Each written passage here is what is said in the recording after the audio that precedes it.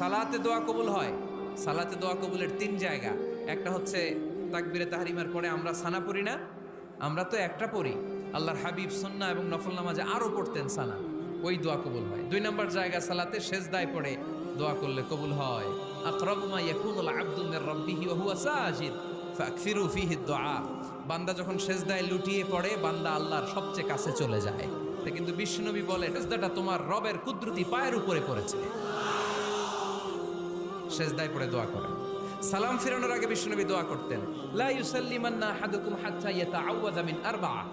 আল্লাহর হাবিব বললেন, চার জিনিস থেকে পানাহানা আছে আমার কোন উম্মত যেন সালাম না ফিরায়। তারা যেন পড়ে, আল্লাহুম্মা ইন্নী আউযু বিকা মিন আযাবিল কবর, আউযু বিকা মিন আযাবি জাহান্নাম, আউযু বিকা মিন ফিতনাতিল মাহইয়া ওয়াল মামাত, আউযু বিকা মিন ফিতনাতিল মাসিহিদ দাজ্জাল। আল্লাহ কবরের আযাব থেকে বাঁচাও, আল্লাহ জাহান্নামের আগুন থেকে বাঁচাও, আল্লাহ